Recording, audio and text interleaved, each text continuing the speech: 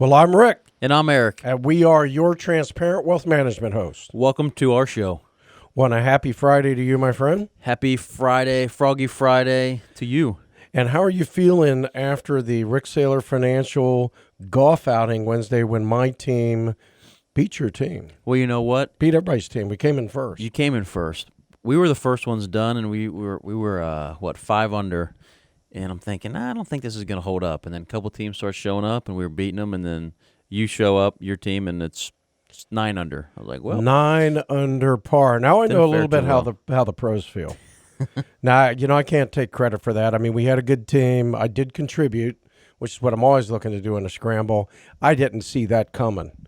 Our one client, Don, was just I think he's a 9 handicap, a 7 or 9 handicap. So that guy was on fire. yeah. He was down. His drives were long and down the middle. I had a few of those myself. But, I mean, he was second shot almost every time we were on the green, consistently. We had one eagle, and then we had 7 birdies, and we missed 6 other birdies. So for those of you who are listening here, are not golfers, a birdie is 1 under. My wife, Kim, does our events, and she put together a fun event. It was called the Progressive Regressive game. So if you had a birdie, then you moved back to the white tees. If you parred, then you moved up to the gold, and if you bogeyed, you went to the red. No pride. No. Get your pride back. We were never there. We We were never there. But I'm going to tell you, I've never been in a golf outing where I've had so many shots at birdie. Mm-hmm. And it was just fun. It was just a fun day. Great weather on our home course where I live in Walden Ponds there in Fairfield Township, Indian Springs, whatever they call it these days. And it was just a great time and a fun time. And hopefully everybody that came out had a good time, because I know we had Jim Breach for the Bengals fans. He's a Hall of Famer with the Cincinnati Bengals Hall of Fame from the 80s when I was really following heart and soul, and was their kicker. And Jim's a great guy. He's a friend of ours. He came out and he supported our team. I know he put us into position for the eagle we got on 10, put us on. And then we had all missed on number 2, a par 3, we had all missed the green, and he put us on the edge of the green again and kept us at par. He's played some golf this year. He's a serious golfer. And I was happy to say that on 10, the one we eagled, we ended up using my drive instead of his because I outdrove him. And I said, hey, I just want to let you know, Jim, I outdrove you. And he goes, well, you want to match up on 18? I said, hey, come on now. Don't get all rowdy on me. Give me my time. Now, he's a good golfer. He's stepping in, and, yeah. and it was fun. Yeah, I think everybody had a great time. Yeah, and he took pictures, a promo shot with everybody, a little PR thing with all the groups, and he's going to autograph those pictures when we get them back, and so a nice gift for the participants. That's right. And I have to throw this in. My wife, Kim, got a special award for the last place team in the group. Remember what it was? The most honorary award. It was fishing poles. And she suggested they may want to take up another sport. So we had fun with it. It was not a serious golf outing by any means. It was fun. I think the winner of the fishing pole couldn't have been a better group to get the fishing poles. Good guys. And you got on number 13 was the straightest drive, which actually they'd put up a line right up the middle, and you were out there 280 yards. Yeah, I hit it good. I didn't even know it was a straight drive. And you were off the line. Off the line, you were probably like 3 feet. 10 feet? About 10 feet off the line. That was when I saw it. I said, that's either Eric or Ryan. And I was happy to be on the winning team, because now I got bragging rights in the office here until the next outing. Until the next outing. And Ryan was talking some junk on me. He was trash talking a little bit. He gets that leverage on it. A little tall, lanky. He gets that leverage on his side. He can crush it. Both of you guys can. So I'm in a different league, but hey, I got the. It doesn't matter if you come I got the first. accolades. I got a some cool little prizes there. Hat, don't wear it. What else did I get? I got shirt. a golf tool, and I don't think I got a shirt. Oh, okay. I wanted to wear my winning shirt today, but it has not gone through the laundry yet. I mean, I want to be a winner. I don't want to smell like one. That's it. So, we've had them, we were talking about, it's kind of been a rough week in the market starting out. Rough 2 weeks. Yeah. I mean, we've had a period here where volatility has certainly come back to the market and has been benign. because a lot to do with the the stimulus that's gone into the market. We are in unusual times. In our opinion, it's kind of like the 1930s. You pump in that much stimulus, and you're going to have some weird things happen. Yeah, we've had unnatural. That's right, unnatural. We've had a lot of call them risk assets, which is really equity assets. So that's stocks, U.S. stocks, foreign stocks, emerging market stocks, just stocks in general, small caps. We really haven't seen a lot of volatility in the last 4 years. Yeah, we've seen some corrections. We haven't seen near the 13-point correction we just witnessed in the last 2 weeks. Well, and the VIX, the VIX, which is the volatility measure, is at an all-time high. It's just below what happened in 2008. But again, there's a lot more different context today than what happened in 2008. And that's what we're going to talk about today. We're going to talk about is, today the name of today's show is Correction the Direction. Is that the new norm? Are we now going to correct the market? Are we headed? So we're going to talk about a lot of things here, and obviously these are our opinion. They're not. Don't take them as advice. Is anything on our show? You certainly should seek, professional advice from qualified financial, legal, tax professionals, real estate. Sometimes during the show we make forward-looking statements. Nobody has a crystal ball. Yep. So we're not pretending like we could see the future, because if we could, we certainly wouldn't be here talking about it. That's right. Rick Saylor Financial, we are separate and unrelated to our broker-dealer, National Planning Corporation. We are a registered investment advisor. So these are our opinions and our opinions only.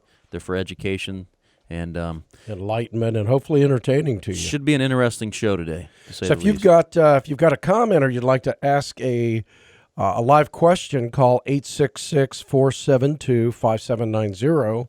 And most likely in the last segment of the show, we'll take live questions. If you're a little more shy, shoot that to us at info@straighttalkcleardecisions.com, info@straighttalkcleardecisions.com, and we'll answer that on the air. And I know we have some questions, that generally get asked that regardless we'll be addressing toward the last segment of the show. That's right. We've also seen on social media, I know the last 2 weeks, we've had a lot of activity pick up on our Facebook page and Twitter. So if you're on social media, follow us on Twitter at Rick Tirement, RIKTIREMENT. And if you're on Facebook or LinkedIn, we're under the name Rick Saylor Financial, RIK.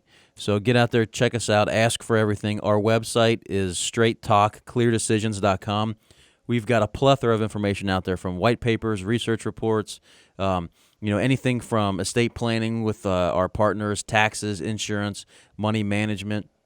All you got to do is ask for it, but get to our website, check us out. You can check out past shows. Exactly, Rich. I was going to mention, the whole summer series was on doing a comprehensive financial plan that was integrated and dynamic, which means it's integrated into all these other programs that we utilize for tools.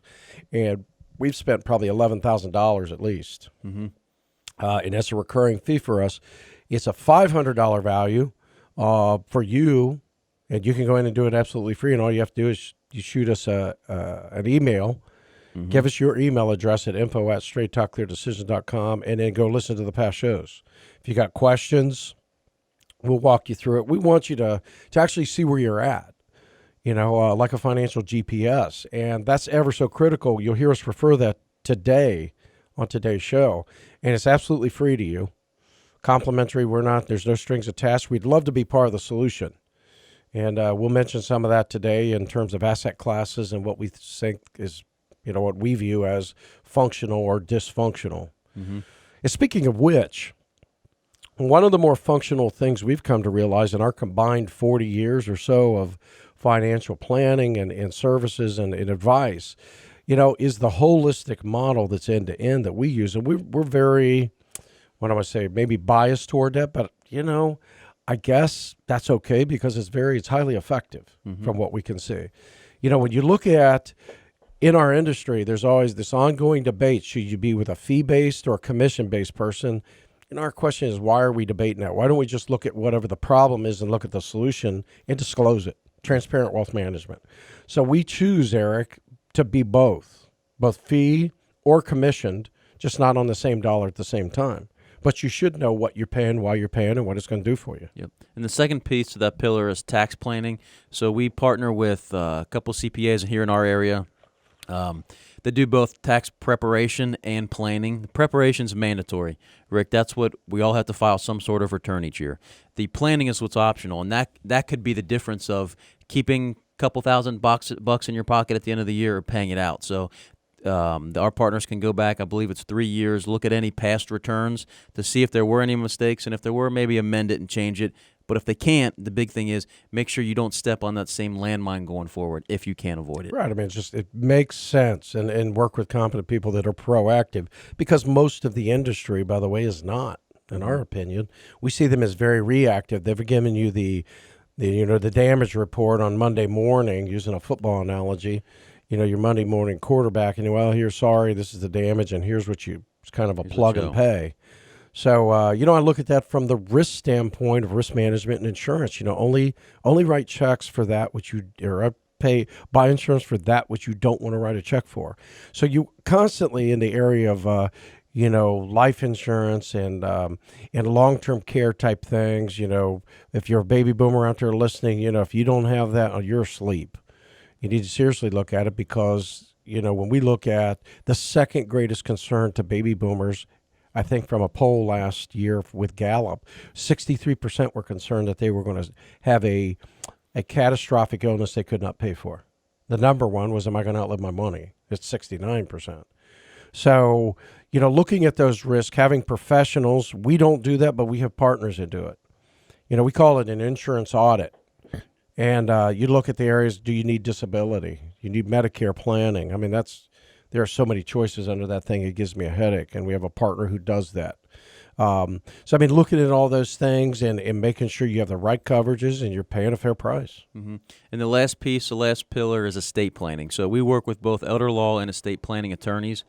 They, you've created your wealth, you've accumulated your assets. The last thing you want to do is see your wealth, your assets hit a brick wall. So by doing the correct estate planning today, you can ensure that your loved ones, your charities, they're the ones who receive the majority of your wealth, not the hospitals, not the attorneys, and not probate court. So, and you want to make sure, again, with the financial plan, that you're in a place where you can do charitable giving. Mm-hmm. We talked about that. I think last week was our guest hospice 2 weeks charitable ago. Giving. 2 weeks ago, yeah. Time flies when you're having fun. That's right. That aspect, you want to make sure you don't give away the farm, so to speak. And again, put yourself in a position where you're outliving your money because you were, and I agree with that commentary, do your giving while you're living. That way you're knowing where it's going. You get to experience the benefits, but make sure you can, mm-hmm. and make sure you're able. So, and this certainly in a down period in the market becomes a question. It reminds me of an airplane ride where, the oxygen masks drop, and just like the market, and they say the first person you take care of is put your own oxygen mask on and then help those around you. So this is one of those cases. Now, the big swoon in the market, we didn't react to that fear.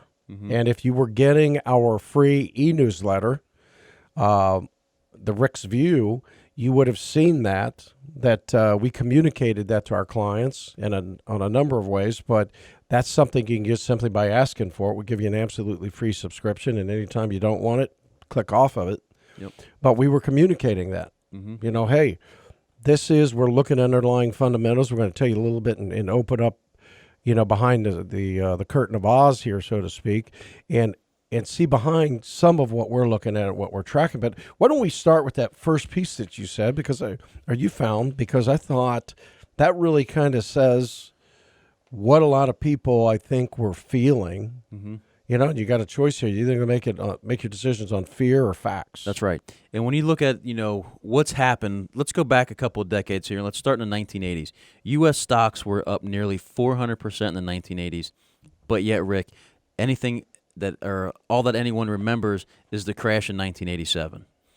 Bond gave investors a total return of more than 100% in the 1990s, yet all anyone ever talks about is the 1994 crash when yields spiked. Emerging market stocks were up 185% in 1990s, yet all they remember is the 1997 emerging market currency crisis. And the last one here, since March of 2009, stocks are up over 200%. Instead of celebrating those gains, investors are constantly worried about missing that next 5 to 10% correction. which we're not saying you can't. You're not supposed to be looking forward and take a prudent approach. But one correction doesn't dictate the next 5 or 10 years of any market. No, and I think there's something to be said about how news is reported in our country, and maybe just among people that, everyone's talk about, the news reporters want to talk about the plane crashes, not all the successful landings. Yep. And we're not buy and hold guys by any means, so don't confuse us with that group. But again, we're looking at a lot of data points, a lot of information that the average person doesn't see. I know last week I heard on one of the major networks that some news reporter was saying, there was high volume trading in the market, and we knew that absolutely wasn't true. Mm-mm. There's too many things that point to this.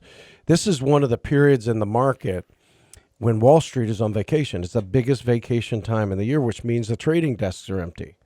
We also saw indications that it appeared because the markets were traded in odd lots, and humans tend to trade in even lots when they're buying and selling stock, which looks like algorithms off a computer program. So it tripped through those computer programs, and it started selling, and it exacerbated the selling. Mm-hmm. And we didn't think it was fundamentally supportable. That when we looked at all the data points we were looking at that looked good, and we said, this isn't justified. That's right. Now, we also have to say we've had 6.5 years of a bull run, which is it's the third longest in history. We were due for a correction, and I'm going to let you go to that note before we get the break, because I think that says it well. That's right. In some ways, it's a good thing that these past market crashes stay with us, because what it does is it's possible for the sting from the previous losses can help investors' emotions from getting too far out of reach. So it's always remembering what can happen so you don't keep shooting for the stars and taking on more risk. But this line right here says it all, Rick. Crashes, corrections, drawdowns, losses, system resets, or whatever you want to call them, are a feature of the financial markets, not a sign that they are broken. And I'll use another analogy. There's 4 seasons in the Midwest, typically. Mm-hmm. And so when I look at that, it would be a little unnatural for us to have 85 every day and 55 at night. Mm-hmm. Low humidity and sunshine every day. It's a natural part of the process, and it's actually healthy to see pullbacks. Yep. Because the market does that. Now, I said, part of this looks like Wall Street, triggering this, because I say they got to, when a market's been seesawing, you have bull markets, which are rising, trending upward. You have bearish markets, which are considered by definition. A correction is a 10% drop. We certainly went into that territory. A bear market is defined as a 20% or more from a previous high. So we're certainly not in that area, and I'm not saying we will or we won't, but really the bottom line is that we've been in a seesaw market prior to this correction. We've seen volatility come back to the market, which I think is a natural and healthy thing. Mm-hmm. So in the next part of the show, the segment, we're going to get into some of the things you're hearing and simplifying that so you can understand what I want to say investment speak is, so you can make clearer decisions about maybe with your, obviously not advice, but help you give you a little clearer picture of your picture. So you're listening to the Straight Talk Clear Decisions radio show with your no-nonsense hosts, Rick Saylor and Eric Hamburg. Money is an awesome thing if you know how to handle it, the joy it brings. Hey, Rick Saylor here. Have you considered the options for maximizing Social Security? 3 things I can tell you about it. It cannot legally go broke. It's an all-or-something system, and smart planning involves strategically integrating this with the rest of your income choices. Don't make the $100,000 mistake by not planning appropriately. Consider retirement income, survivor, and spousal benefits, because there's 81 options for couples and only 9 for singles. Options and strategies like file and suspend, or claim now and claim more later. The difference between age 62 and age 70 is 57% more income for life. So be sure and ask your advisor today about Social Security planning. Rick Saylor, smooth financial sailing for the best part of your life. You're listening to the Straight Talk Clear Decisions radio show with your no-nonsense host, Rick Saylor and Eric Hamburg. So, Eric, we're on this topic of, is correction the direction? Is it the new norm in the market? Or is this just a natural occurrence that we need to know how to navigate and live with? Mm-hmm. I think it's healthy. That's our opinion. It is. And if you go back, J.P. Morgan has they publish a guide to the markets, and this is as of June 30th of 2015. If you go back the last 35 years, despite having an average intra-year drop of 14.2%, annual returns were positive in 27 out of the last 35 years. So what do I mean by that? Well, for example, in let's just say here in 2012, when our market returned, our S&P returned a little over 30%. There was a 6% drop at some point during that year. If you go back to 2011, the market returned on an annual basis 13%, yet there was a 10% correction in 2011. 2010, there was a 19% correction that year, and the market ended up flat. So this 13-point correction that we just witnessed the last 2 weeks, for the most part, this is healthy, this is normal, this happens in all markets. You know, I can go all the way back to 2000 to 1985, where these returns were pretty good each year, but yet they still saw intra-year drops of, on average, 14.2%. So yeah, and they call them, whatever we were talking about in the first segment, they call them pullbacks. They call them, and we know that people aren't averages, but again, you begin to create a pattern, which is also one of our feeds has given us a considerable number of chart updates. And it's one of the things that we track when we go all the way back to 1997. We look at the high yield versus the 2-year swap spreads, credit swaps, which is indicative of the market buying, essentially leveraging these. Mm-hmm. And it's indicative when the market is over leveraged, there's been too much money borrowed to create bubbles. Mm-hmm. And they show up on this chart, and unfortunately can't really show it to you, but we're seeing that the high yield credit spreads are rising, but they're still relatively low, compared to periods of real economic distress. Mm-hmm.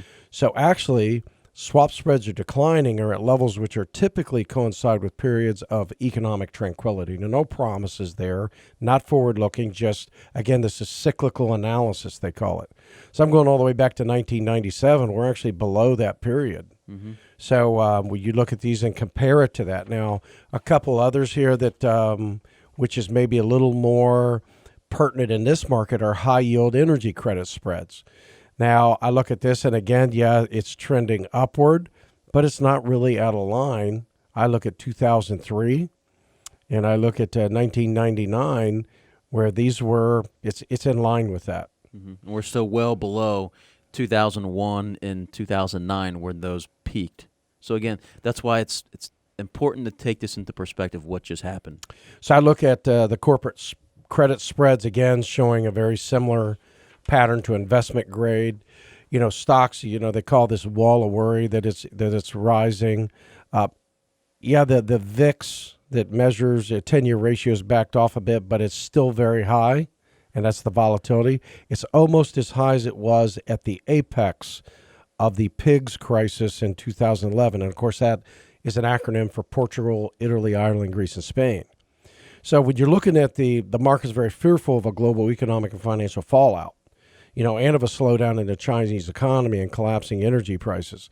There's a lot of bad news, according to this, that's already priced into the market. Now, having said that, I want to put this in perspective, because a lot of what we saw and experienced, Eric, in this drop was blamed, on China. Now, I got to say this. Again, we're perspective. We're no-nonsense guys. We are 6.5 years into this bull market, and it's the third longest in history. But when I look at, is it a bubble? Stocks, in terms of a price to earnings ratio, the price of the stock to the earnings it spins off, is really not, stocks are not overpriced or underpriced. They're somewhere about 16 times earnings. So it's not way out of line. They're not on sale according to that, and they're not overpriced. But China, for example, as the world's number 2 economy, represents 15% of the world's GDP. I think what's their total output? 4, 5, 6 trillion? Yep. We're like 15, 16 trillion. So again, their economy is not bigger than ours. They're not bigger consumers. And they're only 2.3% of America's GDP. So, let's put it in perspective. So did it warrant I would say it was almost like the tail wagging the dog. I mean, we're using that as an excuse. I think the other thing that couples with that are that oil is very volatile, and oil, commodities in general. However, when you see prices falling, a traditional fall may indicate deflation, that, they're collapsing. However, this time is different.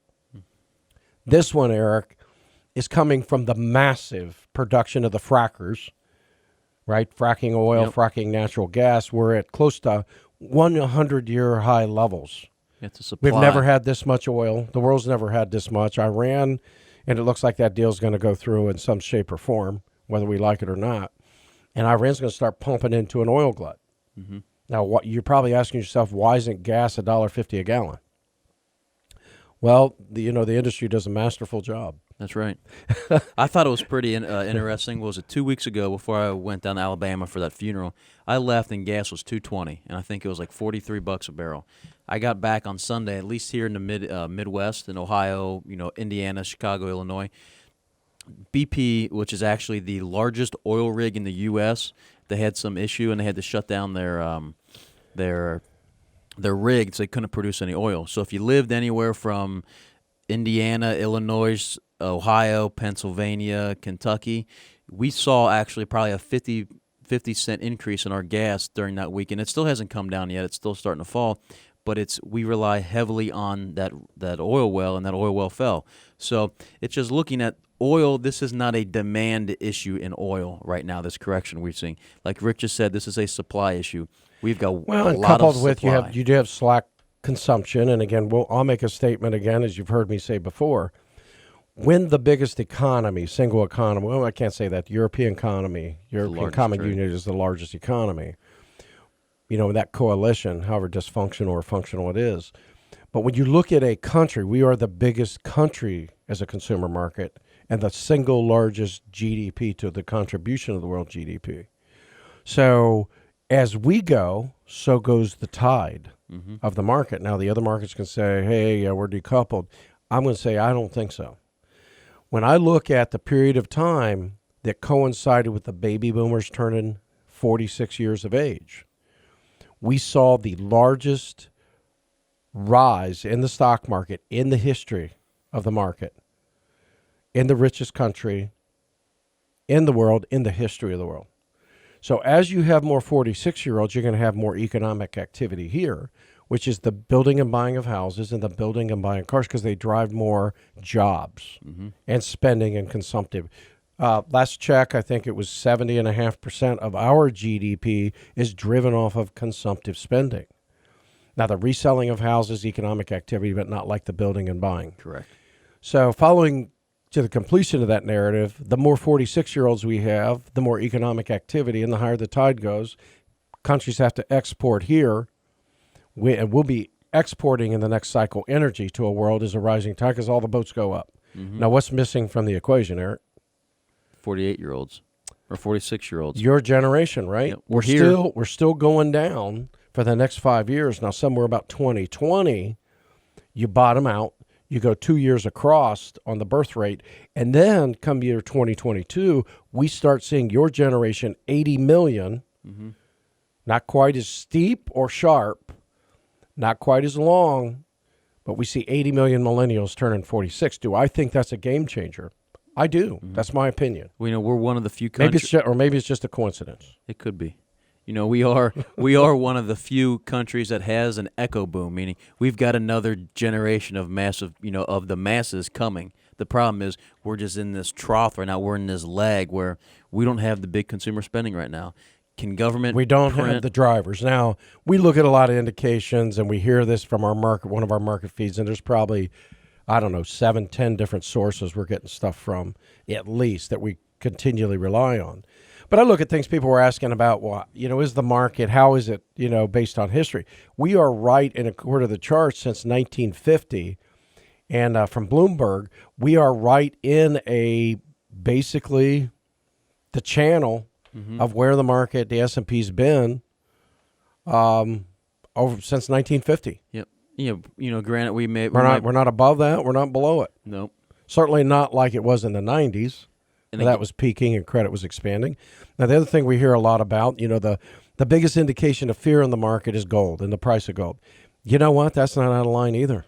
No, especially the last 2 weeks. If you watch the price of gold, yes, it went up a little bit, but the fear was not in the market. Investors buy gold when they're scared or they're fearful. Gold did not rocket last week when our markets fell. These are blips. So it's so again these are things that are symptoms, or should I say signals possibly, of really where things are at. When I look at the last chart here from our feed, we're looking at commodity prices, and now they're trending down. But again, it's not really, doesn't look like a collapse to us. This is it's certainly within the reasonable. And actually we're really high in commodities. Mm-hmm. The prices probably do need to correct, just like when we look at supply and demand in the market. There's a given number of buyers or users to a finite amount of supply, whether it be oil or whatever it is. Well, if we have excess capacity, which means we've got a lot of supply, and we have slack demand, because we're still on a little bit of an overhang from the last bubble. Mm-hmm. So we haven't quite gotten down to an efficient level where those two are more even. But you also got a list of some things that are kind of supportive of our narrative here. It is, and if you look at what happened the last 2 weeks, depending on who you listen to or who you read, a lot of those people believe we could be in for a short-term bottom soon. If you look at a couple of we call them the major factors that contributed to this last 2 weeks, this decline. Here's, 4 of them that we believe contributed to it, and there's, we'll also show you some examples of what we need to start see stabilizing or bottoming. So number 1 is China, number 2 is the Federal Reserve, number 3 is oil, and number 4 is our dollar. So what happened in the Chinese market the last 2 weeks? Well, in reality, Rick, we've been talking about China for 2-3 years now. There was nothing materially negative that came out in the Chinese market besides the Chinese government devaluing their yuan. I think it dropped. They devalued it by 2%. And I think the concern was valid, that they're in a bubble. Although all you heard in the general narrative, which unfortunately is not accurate, is, how bad their real estate bubble was. Well, actually, they weren't as leveraged as we were in the American market. Mm-hmm. There's a lot more because there weren't a lot of options for places to invest, so people put a lot of their principal capital into the leverage points. The loans weren't that high. And then you hear about the stock market. Well, yeah, they had their bubble because they opened their markets and became a little more freer. Well, the markets ran out of by nature. We saw the capital move out of the real estate, which was a bubble, yep. And we saw it go into stocks. And then we saw their correction was at a 60% correction or so in June. Mm-hmm. It was a 30% in June. 30% in June. So we saw it shoot up 60%. So again, certainly those are indicative, but do we see that there is that there's certainly headwinds in the market, but these aren't the types of things when we look at all the data points that the market shrugs off, as in we see core inflation, which is minus food and fuel, firming up. Mm-hmm. We're starting to see signs of that. You mentioned that, our 6 checkpoint list that we're looking to deploy money on personally and for our clients, that there's some things we want to see where there's a bottom. Well, we have indicators that track commodities, oil, and junk bonds, because those appear to us, according to our feeds, to be leading indicators now. Mm-hmm. Couple of, like I just mentioned, China, the Chinese needs to stabilize. Their government needs to portray confidence in the market that they actually know what they're doing, and so they can stabilize that. You looked at the Fed, again, we'll talk about that later in the show, but our federal government here trying to raise interest rates in a volatile economic environment. You've got oil needs to... Now, let me mention the comment on that one. Really, 10 years. We're running over 10 years now at essentially zero interest. Mm-hmm. And we're going to talk about why that's important in the next segment. Yep. And you look at, we mentioned at the very beginning of our show, the trading desks on Wall Street. It's not that nobody was at the trading desk, but a lot of people go on vacation. Those traders take vacations just like everybody else. And now they are human, contrary to popular belief. So they were there, but there wasn't a lot of trading going on. And you add little volume to a crazy environment. You're going to let the day traders and you're going to let these algorithms, these computer-generated trades, dominate a market. How long did we hear the commentary? All the way from 4 or 5 6 months ago, that we kept seeing light trading and low volume and little conviction. Mm-hmm. I wish I had $1 for every time we read that in our narrative. And that's from inside the market. I mean, these are people that we, pay for the feeds, but it's quite expensive. And we're really trying to help enlighten you, not as advice, but just to give you really, I'm not going to say the all clear sign is there, because we've not deployed a model per se in mass across our cash positions since, 5 months ago? Yeah. Because the signals weren't there. We don't want to buy, and we were looking. We had a short list, a shopping list of what we were buying when the market dropped, and we tried to get there. I'm going to tell you, that's not a game that you want to try to play. There are brokers, there are entire, firms who are spending hundreds of millions of dollars on high-speed lines to get a nanosecond on you ahead of the trade. And you can't compete on that. Now, you can buy trends, but we saw some of our positions. We saw them before the market. We saw them drop, and by the time we got in there, they're gone. They were gone. Because it's like, let's scare the kids off the bus so we create some room. And if you think about this narrative, it makes sense.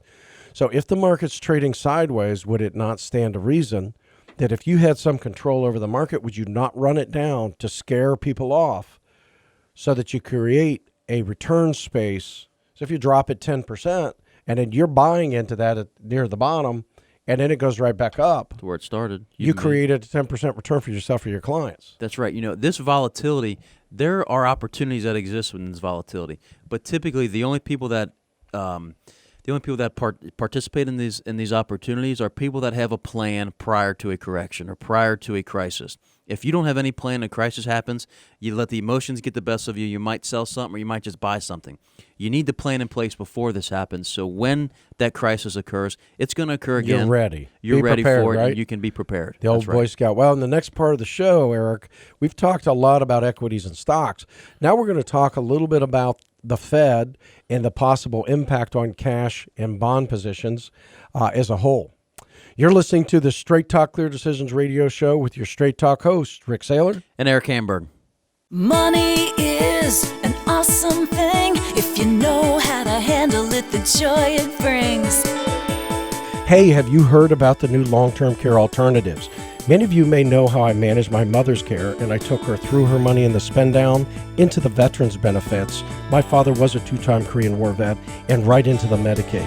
She started out at $2,700 a month in assisted living, and at the end of her life, 2 years later, was over $8,000. The 3 concerns I hear the most about long-term care insurance protection is that it's expensive, the premiums are rising, and I may never use it. Well, why don't you try what I did? I bought a life insurance long-term care. They can't cancel me, the premiums can never go up, and I can spend that death benefit before I die if I'm critically, chronically, or terminally ill. Be sure and ask your advisor today. Rick Saylor, smooth financial sailing for the best part of your life. It brings. Well, you're listening to the Straight Talk Clear Decisions radio show with your Straight Talk host, Rick Saylor. And Eric Hamburg. Eric, we're on this topic today is a correction the direction of the market? Well, we've talked a lot about equities. We've talked about having a game plan, which, by the way, if you don't have a financial GPS, or i.e. a financial plan that you have either done or updated, you certainly need to be working with programs that are integrated and dynamic, which means it gives you a live feed into your program and you can check it. Not that you're going to watch it every day, but you need to know in advance if you're off course. Yep. So go back in our summer series. It's absolutely complimentary to you, no cost to you. We pay ongoing fees is over $11,000 for the components in our plans to make sure that our clients that we're reading and using the best technology to make sure they're on track. And this is one of those periods or those places and times where, God bless you if you're a do-it-yourselfer. I think it can be pretty expensive. Mm-hmm. The average person can't really justify paying all that money for those kind of programs. And even though hope is a good thing, we don't think it's a good plan. That's right. And this is one of those elements where you look at working with a financial professional who has a holistic approach. It's more important. The true total cost is what'd you do when the market went down? And when you see periods, I'm not saying we're not going to see 1987, 2001, 2008 again, because, those were very disturbing periods intestinally. Mm-hmm. I don't know too many people that could have the intestinal fortitude to hold through that. But I think this is one of these things is, what does it cost you and what do you get paid? So I think this is a great time where if you're with a competent financial advisor, if not, get a second opinion from us. And our free offer, by the way, again, complimentary to you, is going to be a risk-reward analysis. So, of course, there's some participation on your part to you send that to us. We'll analyze. That's a $500 value.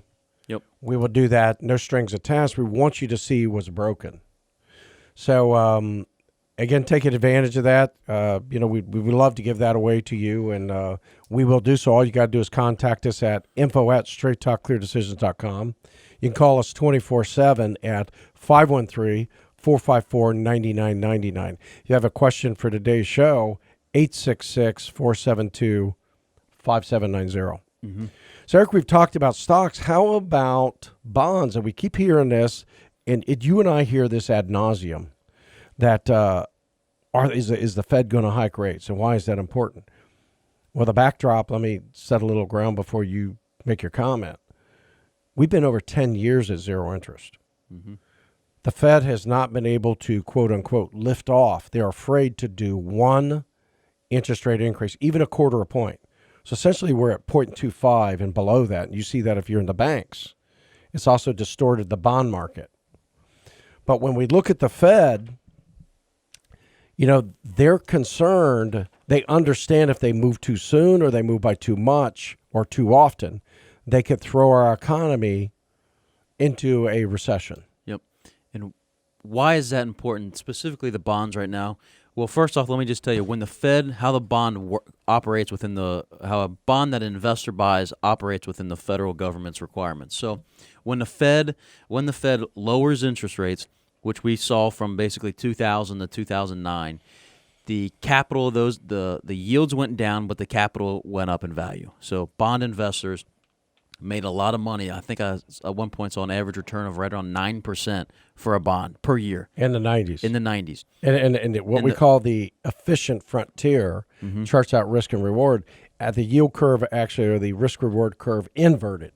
You took less risk in bonds, again, you made more return. Correct. And that's because bonds do well in a either flattening or a falling interest rate environment. Well, now we're not talking about lowering interest rates today. The Fed's talking about increasing interest rates. Well, when they start increasing interest rates, those new yields, there'll be higher yield, but then the capital is going to start losing its value. Well, the price of the bond actually drops. Correct. The price of the bond drops. Now, if you're holding an actual bond, if you hold it to maturity and the entity is viable, they're not a junk bond or something where they're going to go into default, you will get your money back. Now, that's very different than bond funds. Correct. So if you were to go buy a 10-year Treasury today, I think the 10-year Treasury yield is right around 2.11%. Your yield, it's not going to fall as long as the government is intact. You're going to guarantee yourself 2.11% as long as the U.S. government is here for the next 10 years. The problem, though, is let's say you buy that 10-year today, and 2 years from now, that same 10-year bond is now paying 4%. Well, if you go to sell your current holding, you're going to sell it probably more than likely a lot less than what you paid for it. So your risk reward, your trade-off is not going to benefit you. So when interest rates start rising, like Rick just mentioned, if you hold that actual corporate bond to maturity, there shouldn't be a lot of volatility or risk to you. But if you own bond funds, which is the big problem, a lot of investors today own bond funds. So think of it like a teeter-totter. You remember that up and down. The farther out you are out on the teeter-totter, the more whipsawed you get, and that's how a bond fund tends to act. As opposed to when you actually hold the bond, you're closer to the middle where there's very little movement. Correct. So it's, the Fed's trying to talk about raising interest rates. At the same time, the rest of the world is trying to ease and continuing to ease their economy. Right. So we look at Europe.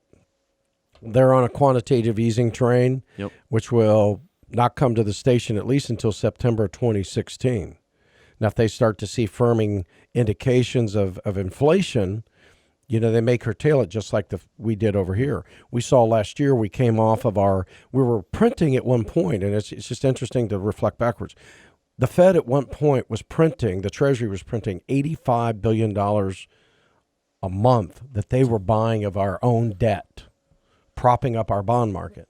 Now, we came off of that, and we are now running on fundamentals, and we're seeing, housing starts and sales, existing sales were both up. Mm-hmm. We saw the Purchase Managers Index good in Japan, in Europe, in Germany. It actually just blew away the expectations. The U.S. was a little soft, but that's to be expected because when you have a stronger economy, if your currency is stronger against other currencies, and let's say we're stronger by 10%, that means whatever that other entity, that country is, they have a 10% advantage on us. Mm-hmm. We had a weaker currency by design. So we were exporting. So, of course, we're going to have weaker sales globally because our goods and services aren't as cheap. Yep. So that's an ongoing occurrence. But, Eric, let's talk a little bit. We use a group you can check out online, the CMEgroup.com, and they do a Fed Watch indication. Now, we're right now sitting at 0.25, and this changes daily. So that's what the Fed funds rate is. That's what the Fed funds rate is. So if you look at the probability of what these guys that are watching this, right now I just looked at it this morning, and they're at a 27.86. So let's just call it 28% chance. That's less than 30 that they believe the Fed is going to hike in September.